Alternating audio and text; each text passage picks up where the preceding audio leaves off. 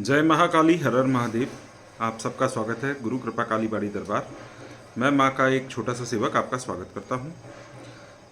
रत्नों का या ज्योतिष ज्ञान का साधना के क्षेत्र में या तंत्र के क्षेत्र में क्या महत्व है, इस विषय को मैं आज आपसे साझा कर रहा हूँ अपनी नॉलेज के हिसाब से।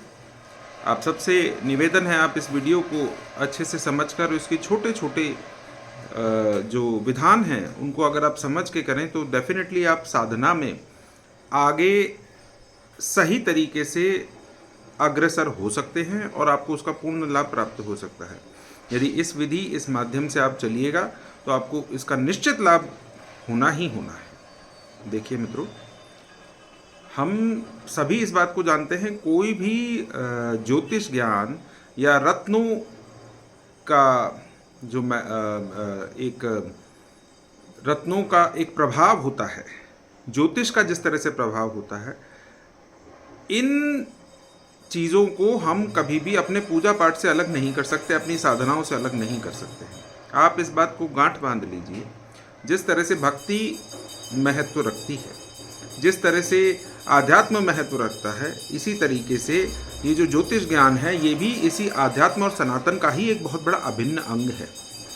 इसी प्रकार हर ग्रह हर नक्षत्र के एक अपने अलग अलग प्रभाव हैं और इन्हीं ग्रहों की अच्छी अगर कहीं पे स्थिति ना हो तो उसके लिए कई प्रकार के उपाय होते हैं, जिसमें जड़ी, रंग या किसी तरल पदार्थ या रत्न विशेष का चयन किया जाता है। एक बात हमको बहुत अच्छे से समझ लेनी चाहिए, कोई ज़रूरी नहीं है कि हमारी जो कुंडली या हमारे भाग्य में जो चीज़ें जो ज्योतिष जो बता देता है वही होता है। पूरी तरह से वो होगा ये निश्चित नहीं है, परंतु उसके उपाय करके उनसे बचा जा सकता है।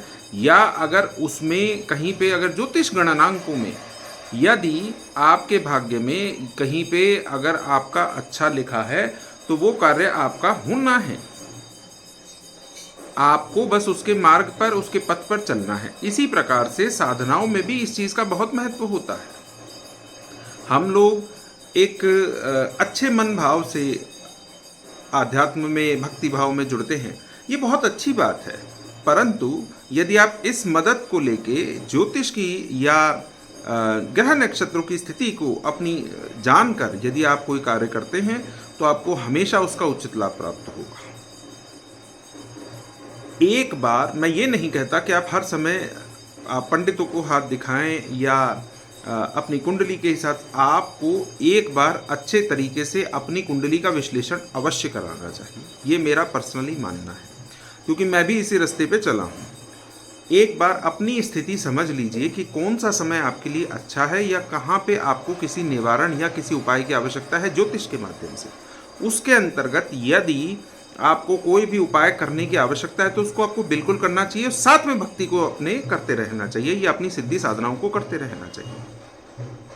सिद्धि और साधनाओं में भी जिस प्रकार हम लोग तिथि का चयन करते हैं, दिन वार विशेष का चयन करते हैं, उसी तरह से समय का भी एक बहुत बड़ा अभिन्न अंग होता है, जिसमें हमको ये जानना आवश्यक है कि कौन सा काल किसी भी साधना को शुरू करने के लिए उत्तम होता है, कौन सी तिथि कौन सा काल।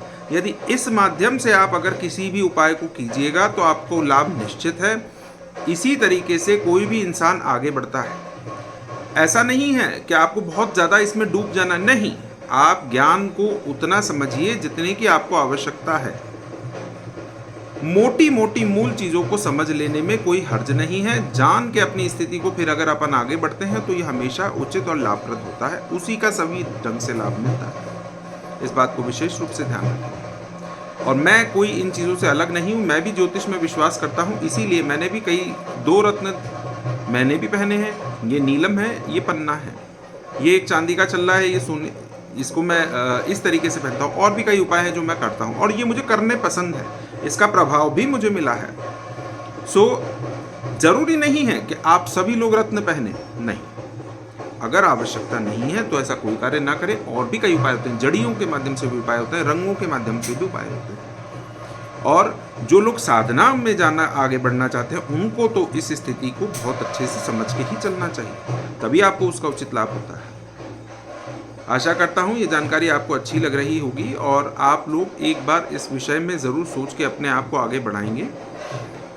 यदि आप इस चैनल पर नए हैं तो इसे लाइक करें, सब्सक्राइब करें, शेयर करें, ताकि इसी तरह की विशेष जानकारी मैं आपके पास में साझा कर सकूं। जय महाकाली, हर हर महादेव।